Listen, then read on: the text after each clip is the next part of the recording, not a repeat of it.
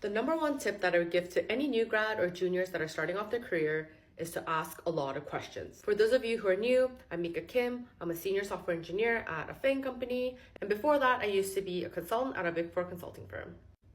I know a lot of people, including myself, we don't like asking a lot of questions, especially if it's our first time at the job, because you're afraid that people are going to think you're incompetent, you don't know how to do your job properly, and imposter syndrome just kicks in like that.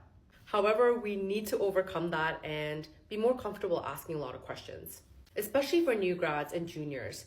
People at the company will know that it's likely your first job ever, that you don't have a lot of experience, and you're here to learn. So basically what I'm saying, without sounding condescending, is the bar or the expectation for new grads are pretty low compared to other more seasoned and experienced employees.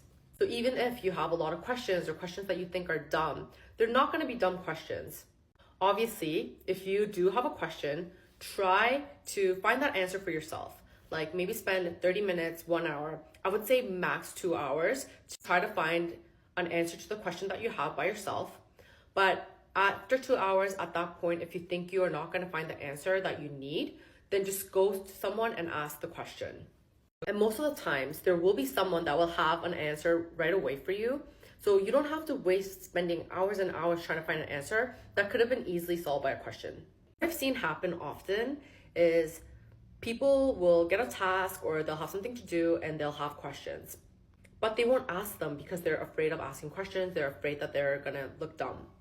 Then now as a senior, let's say I asked a junior to work on a task and I haven't heard from them in a really long time. Then I don't know if they're working on it, if they actually have a lot of questions and they're stuck. There's like no way for me to help you.